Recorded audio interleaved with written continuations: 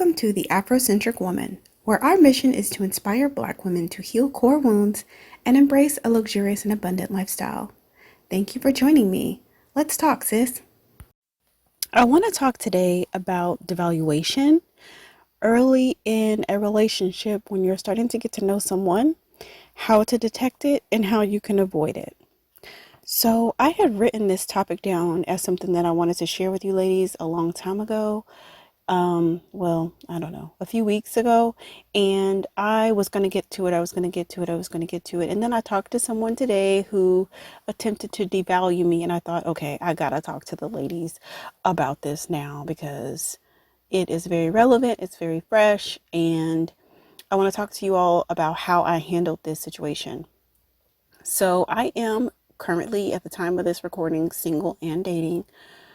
And I have had one conversation with this young man, which, by the way, he lied about his age. So that's already like a red flag. But yeah, he lied about his age. And so when he told me when he graduated from high school, I was like, oh, so you're actually older than me. We are not the same age. And he was like, oh yeah, I couldn't change my birthday. That's guy's number one excuse for lying about their age, but we can save that for another topic in another video. So we had this first conversation. I wasn't blown away, but I also wasn't turned off. We've had a few text conversations that I have not really, I'm slow to receive because we already said we were going to have lunch. So my thing is like, if you want to take me to lunch, then you ask me out for lunch and you propose the dates and you set it up.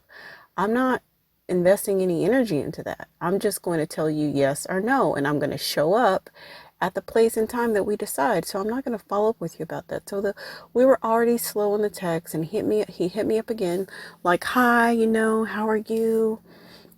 And I said, oh, the last time we talked about setting up lunch, and that's it. That's all I said. And he was like, oh yeah, we need to talk about that. It's better we discuss it because I need to know the dates and this and this and that. So we're talking, and I call him. Yes, I call him because I was busy earlier today. I was really busy, so I called him when I could, and he answered the phone. Hello, you have reached the wrong number, and this phone line is disconnected. Ho ho ho! And I'm like, boy, what is wrong with you? You are 38 years old. You are not 15. You're not 12. Why are you doing that? So that's like strike number one. So we're having a conversation and, we're talking and he's like, you sound so cool and collected, like almost like calculated. And I said, interesting. He said, I don't mean it in a bad way. I'm just saying you just seem so calculated. And I'm thinking in my head, okay, strike number two.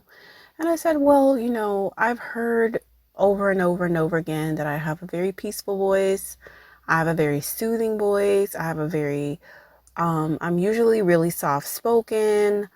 I don't, I've heard this feedback over and over and over again. And I said, but I've honestly never heard calculated. So that's strike number two. And then sidebar, I'm thinking in my head, bro, you're mad at me because I'm maintaining control within this conversation. You're mad that I just don't get on this phone and spill all my beans and, excessively text you and entertain you. I'm not really investing a lot into this courtship because it hasn't really begun and you haven't asked me out on a date. And I just think he's probably used to dealing, I don't know, I don't want to say, like if he's used to dealing with women who are just desperate for attention and they just get on the phone and just blabbermouth and,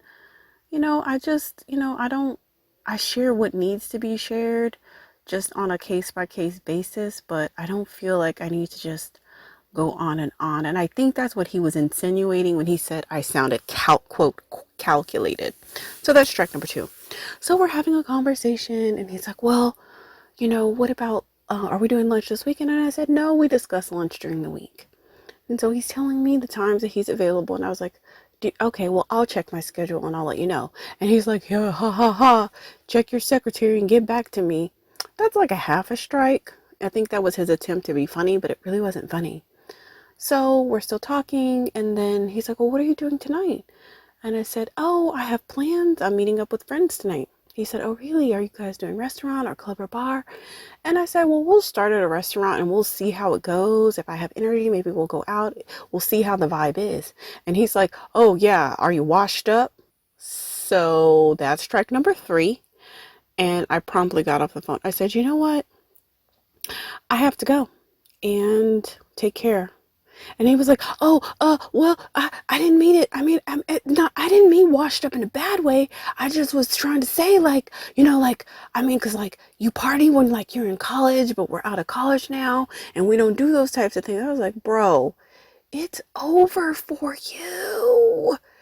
Bro, it is so over for you. I'm not about to do this with you. I don't know who you thought I was, but I'm not her. I don't know what you thought we was about to do, but we not finna do it, bro. I had to exit stage left quickly, promptly, swiftly, and he will be getting blocked off of all platforms because I'm not about to do this. So let me give you another little quick example. I went out, I met this guy for brunch. Oh, this was probably several months ago. I met this guy out for brunch, and we were parking, and we arrived to the restaurant that we were going to eat at.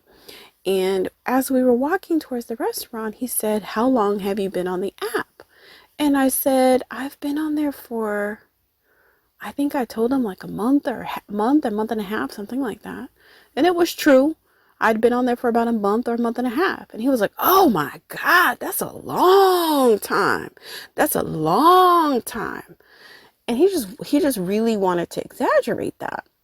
And then we just went on about it. And, like, for various reasons, it wasn't going to work out. Number one, he took a picture and, like, I want to say a Porsche and a Maserati. And then he had a Nissan. So, ladies, side note, we'll do a whole nother video about that, but you really have to vet these guys. Yes, I met this guy who said he was an engineer at this major oil and gas company, and I ended up doing a little bit of digging around, and I found out, no, he had a low-level job working for the government, working for the county. So he just was lying, and so guys lie because they know women are looking for certain lifestyle and they want access to those women. Because the truth be told, there are women who don't care about if you're an engineer, if you make 6 figures. There are women who don't care if you have a Nissan or versus a Porsche. There are women who will gladly go to Chili's. There are women who will gladly go to Fridays and Cheddar's, and they don't need, or Cheesecake Factory. You don't have to take them to a 5-star restaurant. You don't have to take them somewhere where you need reservations. You don't have to do all that. You don't have to pay for their hair, their nails. They'll do all that for you. They'll do all that. They'll invest in themselves and you reap the benefits. But they don't want them. Those men don't want those women. No, they want us. They want the women who have the super high standards, and they want to, they'll either going to try to shame you and make you come down to their level, or they're going to fake the funk for as long as they can in hopes to pull the wool over your eyes. So I found through investigation, I found a few frauds. But we can do a whole nother, video on that. Let's get back to the topic at hand, devaluation. So that guy devalued me too. And I'm pretty sure if I think of any other instances where this has happened, I'll be sure to make another video to share with you ladies, because this is very important. When dealing with narcissistic and abusive people, they will devalue you for the purposes of maintaining control in the relationship. They want to make sure that you understand that they are the prize, that they are the ones who you need to be always working to keep them.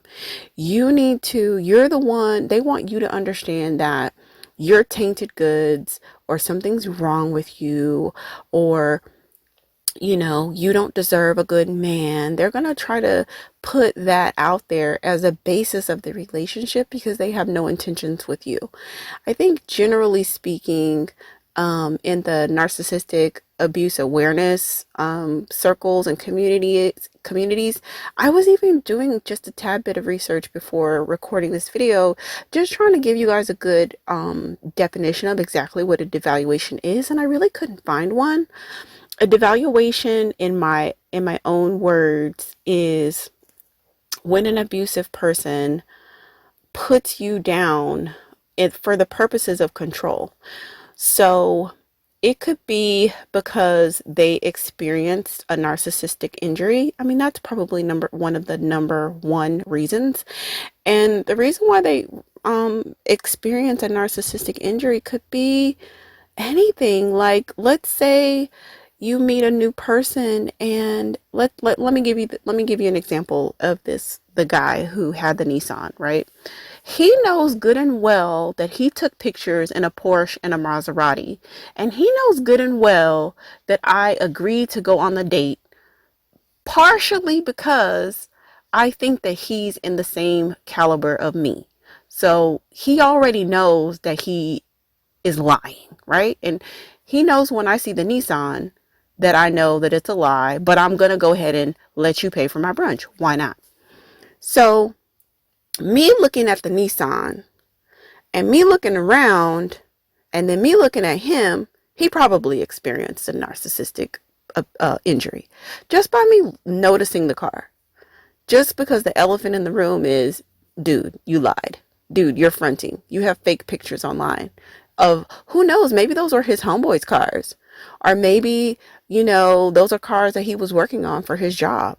Maybe he's a valet and he was parking those cars. I don't know. I don't know how he got in those luxury vehicles, but nonetheless, narcissistic injury is just something that you could never predict. We can do a whole nother video on that. But nonetheless, and sometimes, to be honest with you, like in the community, we always accept, like, okay, we have the idealization phase, the love bombing phase, in the phase whereby you create the shared fantasy. And then when you issue, it's not even about you issuing the narcissistic abuse. When the narcissist or the abusive person experiences the environment, or you or anyone in it, in a way that feels like an injury to them, then they can react by degrading you, by devaluing you, right? So, like, okay, if I can't have you in my shared fantasy, if I can't have you in my idealization phase, then I'm going to devalue you, because surely if I lose you, you're not worth having. So, but I want to let you know, ladies, there are a caliber of males who will skip love bombing. They will skip idealization. They will skip shared fantasy. And especially when it comes to us, they will try to go straight to devaluation. So they're going to issue those blows very early on, because they want to see how tolerant you are to abuse. Can they talk to you crazy? And they're going to make it seem like it's a joke, like the guy who said who asked me if I was washed up, and then he tried to laugh it off. Ha ha ha, I didn't really mean it. No, he meant what he said. And subconsciously or consciously, intentionally, or whatever, he's trying to see if I'm going to allow him to talk to me any type of way. He wants to see, what is my tolerance level for abuse.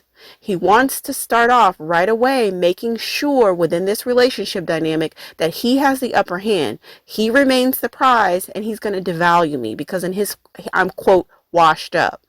You're the one texting me. You're the one calling me. You're the one trying to go out with me. You're the one, but I'm, quote, washed up.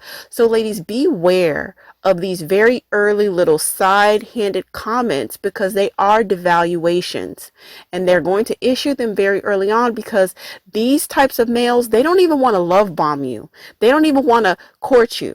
They don't even want to create no type of shared fantasy. No, they want you immediately going into a subservient, devalued, low level placeholder type of place in their life, where they can pump and dump or Netflix and chill and just keep you at a low level. So beware, ladies. That's my story time that I'm sharing with you. And I want you all to be very vigilant of these conversations. And I will be doing another video about how I'm able to finagle conversationally to get out of these situations.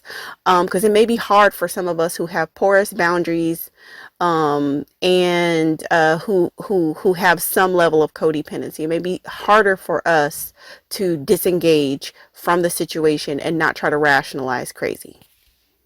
Thank you so much for sharing your time and attention with the AfroCentric woman.